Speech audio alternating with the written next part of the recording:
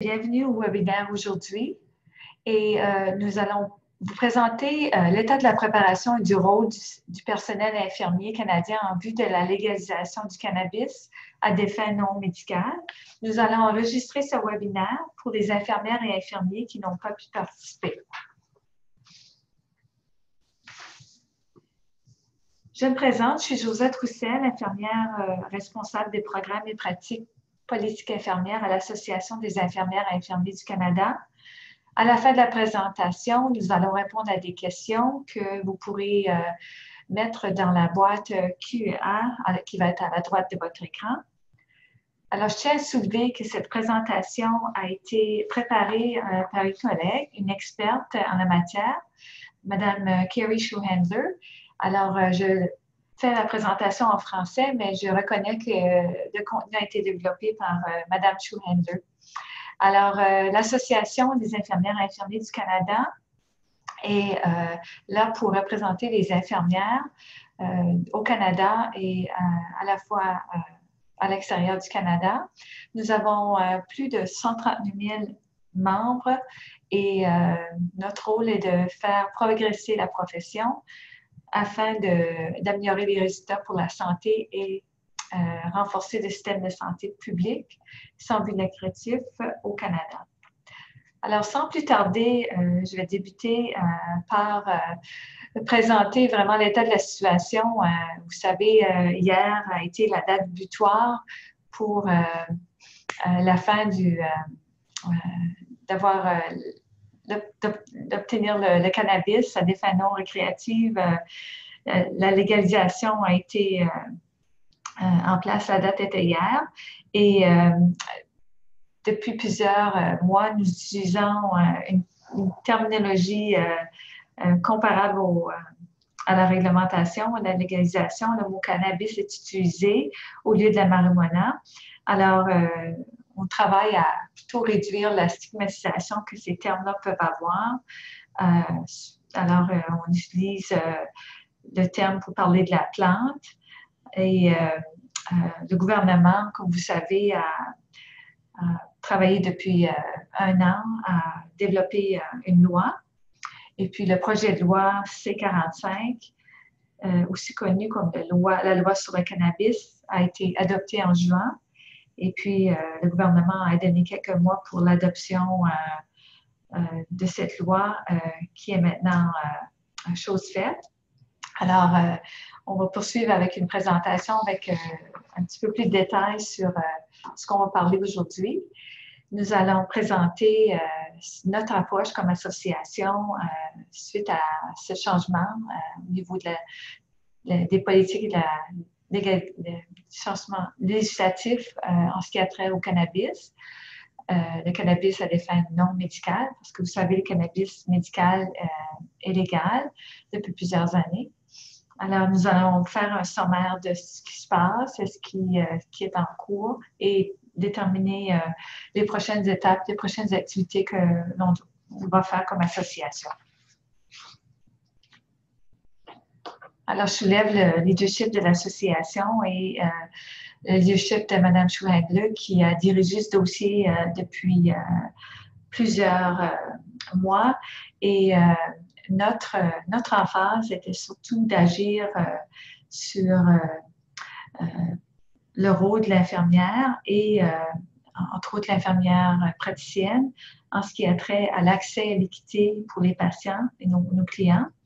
Et nous allons nous attarder plus précisément sur cette présentation sur l'aspect de la légalisation du cannabis non médical et allons parler de ce que ça veut dire pour les infirmières et infirmiers au Canada. Alors, sans plus tarder, je présente quelques propositions ou recommandations de l'AIC. L'AIC appuie et défend les deux volets, le volet médical et non médical. Alors, vous avez sur la diapo une photo d'une revue de l'infirmière canadienne qui a été présentée au début de l'année dernière, en janvier-février. Et on a aussi reconnu qu'il y avait des indications précises à l'utilisation du cannabis à des fins médicales. Et suite au règlement de 2016, on sait que les infirmières et infirmiers praticiens sont reconnus pour en autoriser l'utilisation au Canada.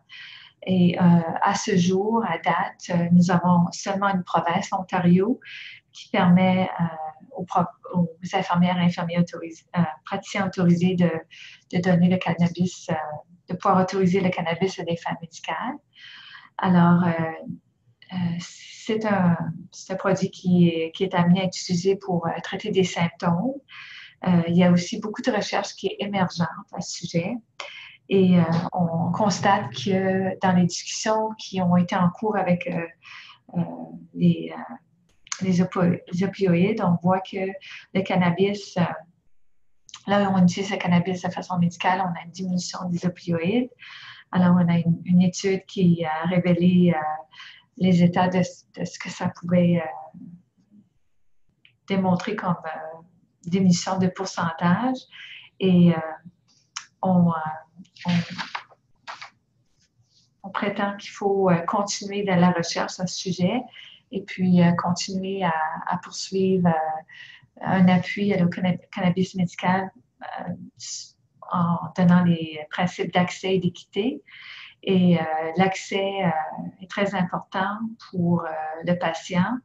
Alors, c'est important au patient d'avoir un produit qui est médical, qui est différent d'un produit qui est récréatif, parce que ces produits-là, de façon générale, ont un niveau de concentration d'un produit tétrahydrocannabinol, le THC, que je vais nommer, qui est plus faible avec le produit médical, et le CPC, qui est le cannabidiol, plus élevé.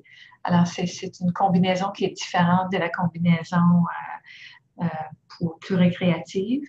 Alors, l'accès doit être dans un système où le volet médical est protégé, puis les patients ne doivent pas avoir un fardeau financier, ne doivent pas avoir à accéder à un produit plus cher et à payer une taxe additionnelle pour accéder à ce produit qui est médical.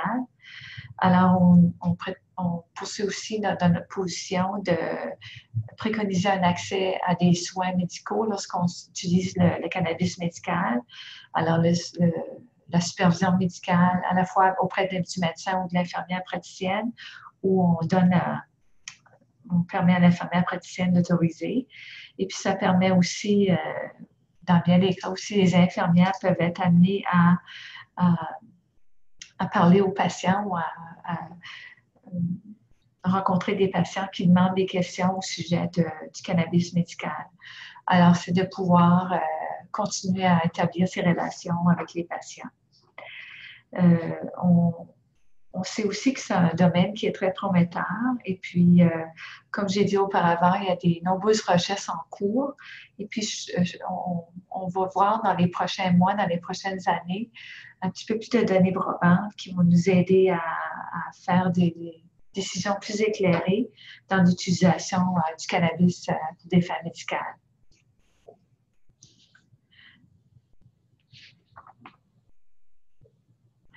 Alors, on est souvent demandé par les infirmières qu'est-ce qui devrait faire partie de notre démarche comme infirmière lorsqu'on est amené à répondre à des questions sur les aspects législatifs ou réglementaires d'un changement. Alors, de façon générale, les infirmières, pour ce qui est du cannabis, doivent réfléchir sur comment ils sont influencés, reconnaître qu'ils doivent connaître la législation fédérale, puis connaître aussi toutes les législations provinciales ou territoriales qui les concernent et déterminer ce qui est interdit, ce qui est restreint au niveau de leur employeur.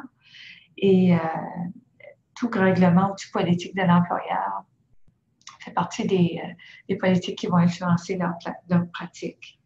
Alors, bien sûr, leurs compétences individuelles, leur champ d'exercice, comment qu'ils ou elles se sentent en relation à leurs connaissances, leurs compétences, leur attitude suite au cannabis pour des fins thérapeutiques, influence comment ils vont être impliqués dans la relation avec leurs patients. Alors, Société de protection des infirmières et infirmiers du Canada a de nombreux outils et puis offre de webinaires qu'on considère qui sont très importants. Puis on recommande aux infirmières de consulter ces documents et cette information. L'information change de façon assez rapide, alors c'est important de se maintenir à jour sur ce qui se passe à ce sujet.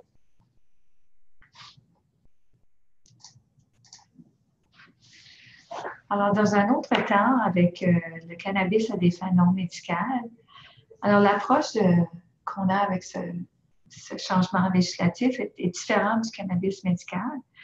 Alors, ce qu'on a, c'est une approche de réduction de méfaits et de penser à comment réduire les risques pour le patient et c'est s'assurer de la sécurité, de la prévention, ce qui a trait aux incapacités ou soutient une consommation sûre et sécuritaire pour les patients, les familles, les communautés. Alors, cette position-là de réduction de méfaits s'harmonise très bien avec notre code de déontologie et notre éthique professionnelle. Les infirmières, bien sûr, sont là pour avoir une attitude impartiale avec des patients, des familles touchées par la consommation de substances et peu importe le contexte de notre pratique, on doit garder cet aspect-là éthique, cette pensée impartiale et puis supporter nos patients dans leur cheminement lorsqu'ils décident d'utiliser ces produits, ces substances. Alors, cette diapo présente comment on a été très impliqué dans ce qui s'est passé au niveau fédéral avec le développement de toute la progression de la législation. On a développé de nombreux outils. Alors, vous avez sur la diapo 2 photos à la droite, une photo de Mme Schuh-Handler, qui est notre experte à l'AIC sur le cannabis, et puis Mme Linda Bernier, qui est une chercheure et une infirmière experte ce qui a trait au cannabis médical et non médical. Alors, les documents à gauche sont disponibles sur notre site. Le document sur la réduction des méfaits, les consommations de substances illicites offre plusieurs recommandations et a été développé avec d'autres expertes infirmières, entre autres Mme Bernadette Pauly, Irene Goldstone, Timothy Christie, et une mise à jour à la fois de Bernadette Pauly et de Marie-Lou Gagnon, qui sont des expertes dans ce qui a trait à la réduction de méfaits au Canada. On apprécie grandement leur temps et leur expertise pour développer ces documents.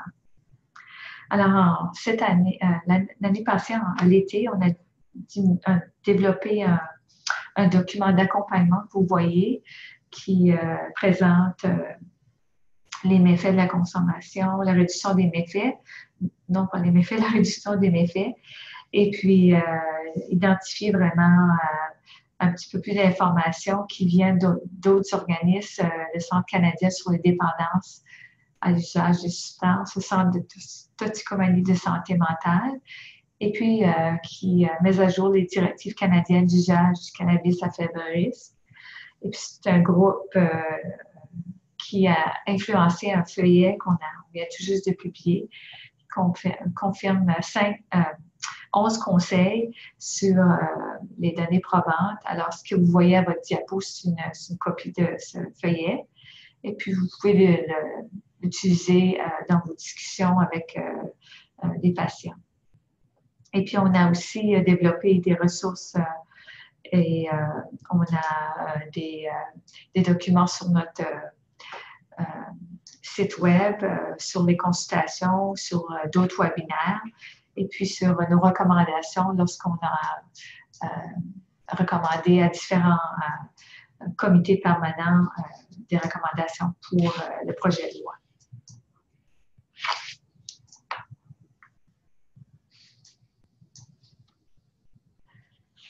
Alors, d'autres activités que l'on a fait avant le projet de loi, on fait partie d'une évaluation des connaissances des infirmières.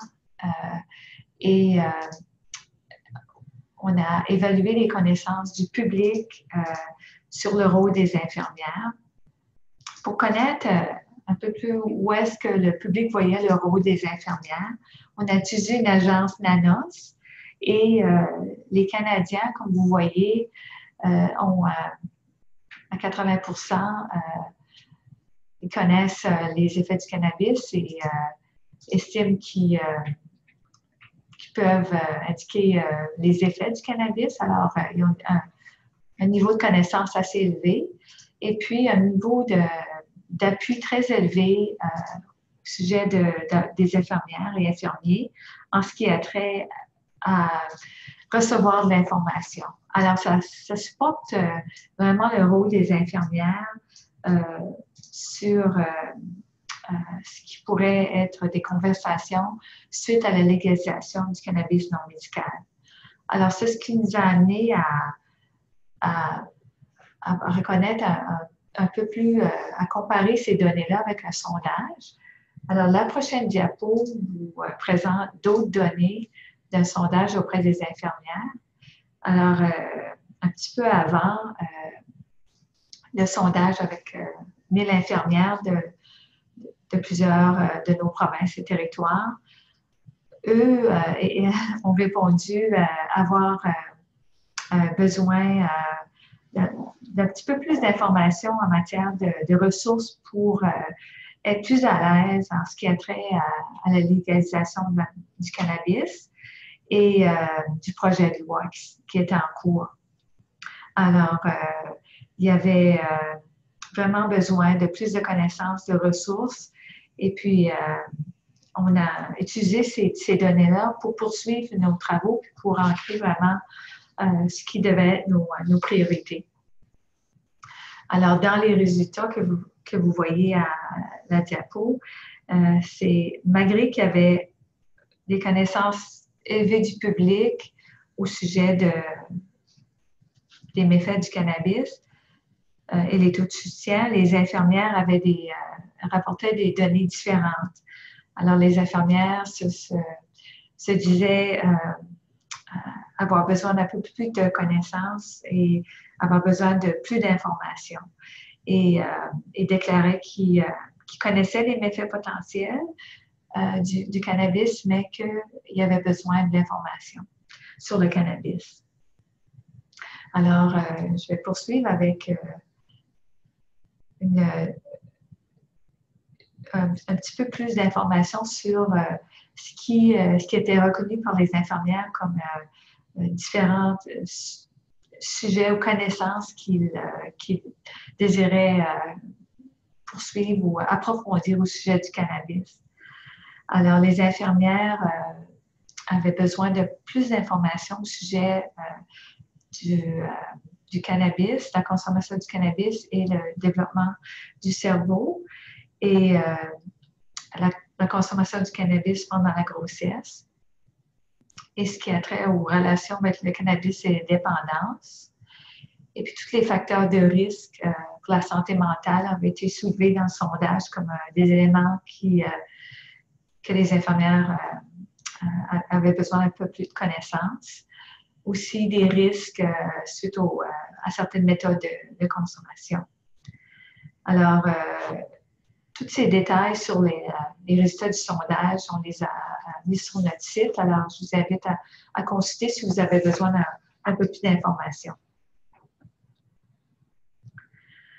Alors, les infirmières en somme ont indiqué qu'il y avait besoin d'un peu plus d'informations sur le cannabis à fin médicale, à des fins non médicales, dans le sondage, la réduction des méfaits et aussi au niveau du stigma et des préjugés en relation au cannabis. Alors ça, c'était des domaines qui avaient été identifiés du point de vue des commentaires reçus avec le sondage.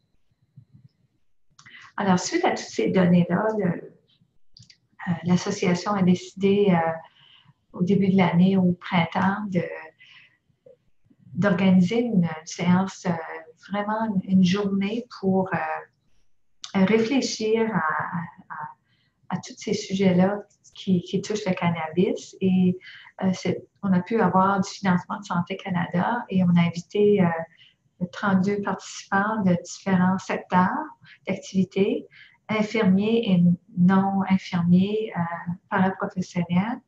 Et on avait vraiment voulu approfondir ce que les infirmières avaient besoin de connaître et puis comment l'association pouvait aider à partager cette information-là le plus efficacement possible avec les infirmières. Alors, à la fois de connaître un peu plus ce que les infirmières avaient besoin, puis comment était le transfert des connaissances qui serait plus approprié auprès des infirmières.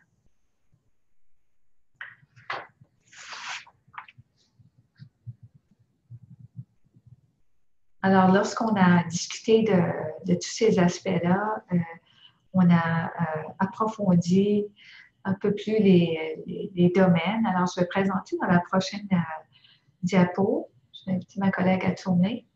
Alors, on a vraiment développé plus d'informations durant la journée, le volet des enfants, du développement du cerveau chez les jeunes, en invitant un expert.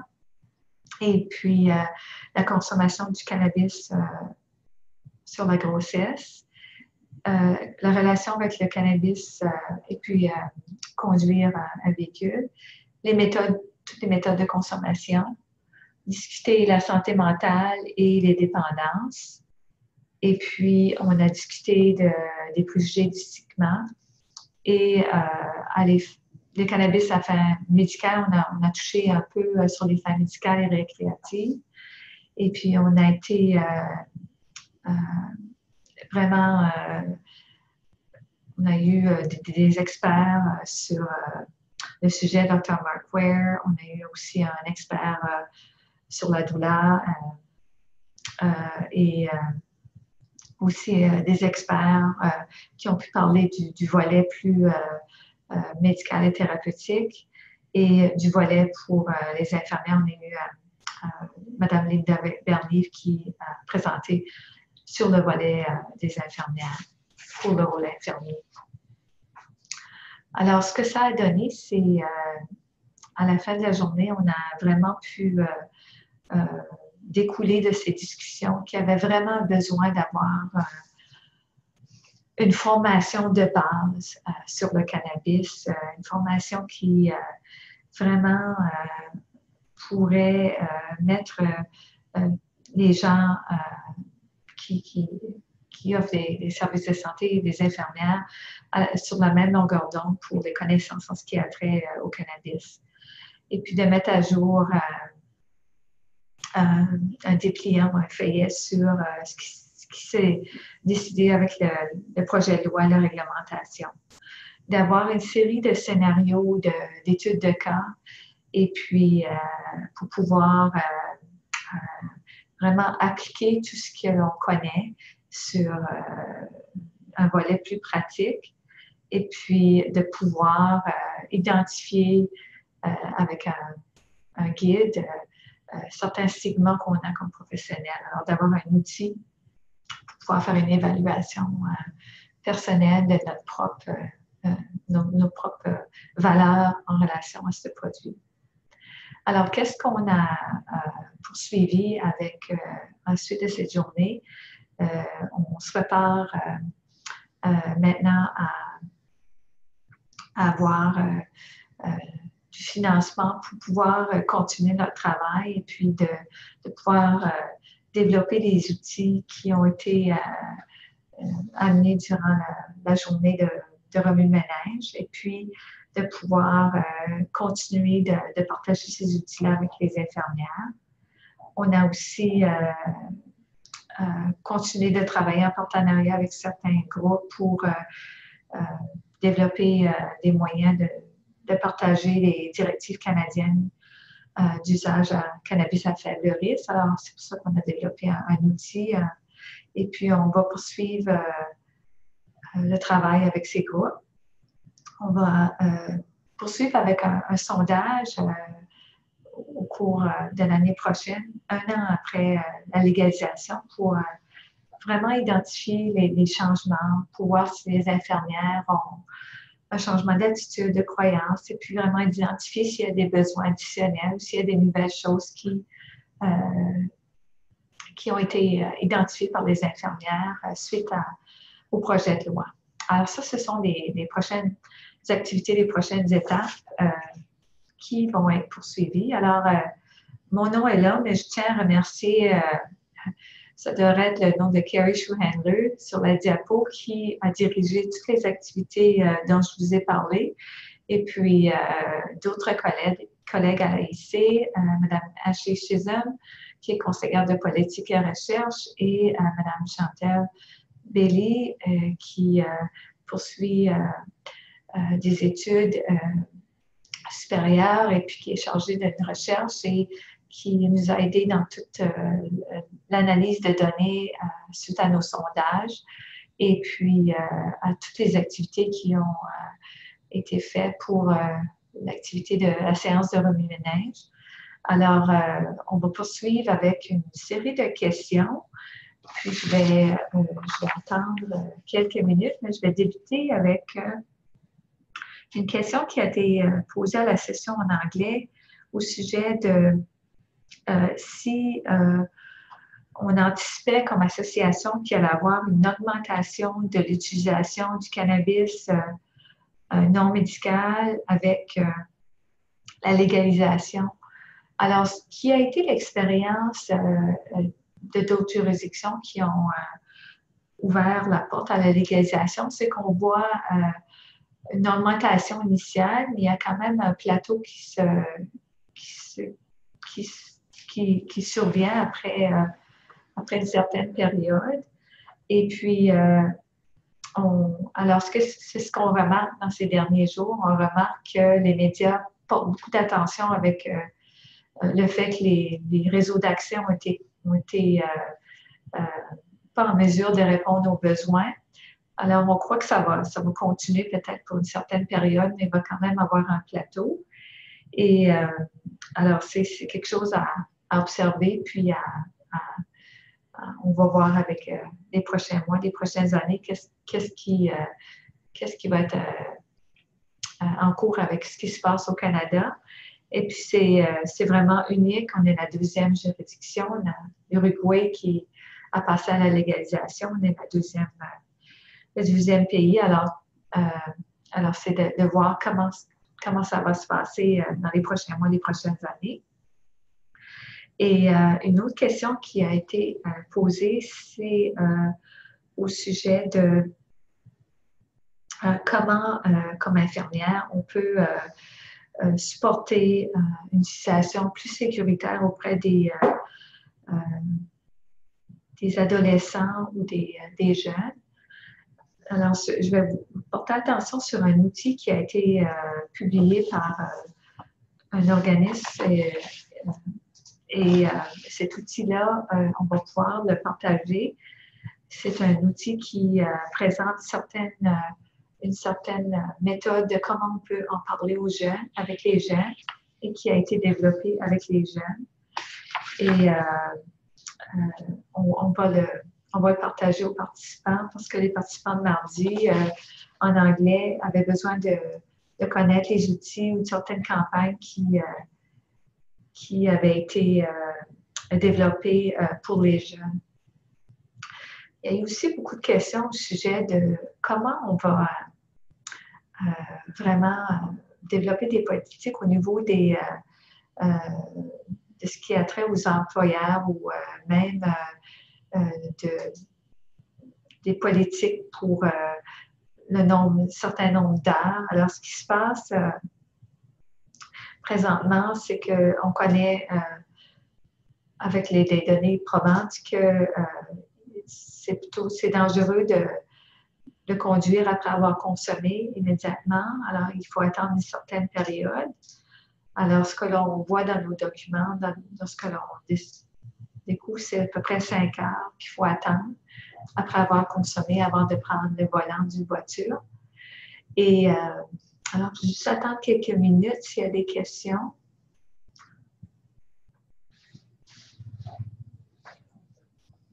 Alors, ce que ma collègue me dit, c'est qu'elle va partager un outil qui est disponible en français. Puis ça s'appelle Jeunesse sans drogue. Elle va le partager avec l'écran. Et puis, dans cet outil, elle va l'envoyer aux participants.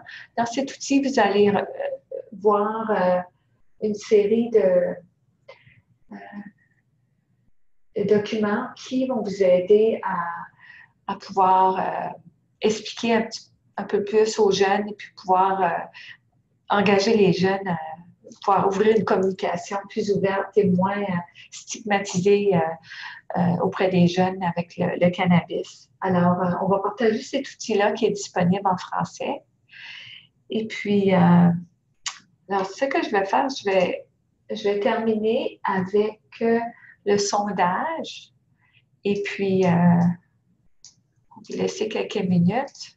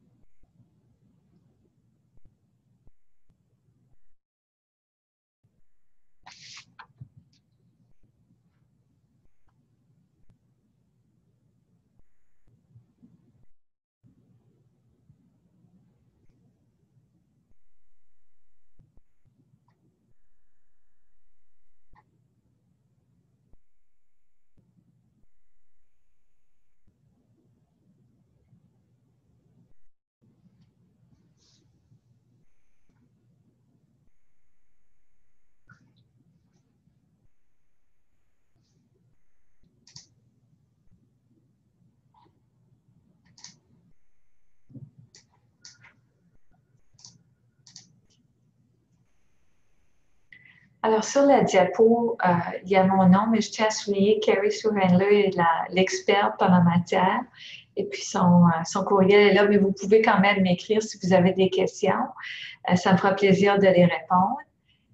Et puis, je vous remercie d'avoir participé au webinaire. Bien entendu, nous avons maintenant les webinaires sur la chaîne YouTube. Et vous pouvez vous enregistrer, vous inscrire sur notre site avec le prochain webinaire sur la malnutrition sur la population des patients, ce que le personnel infirmier doit savoir.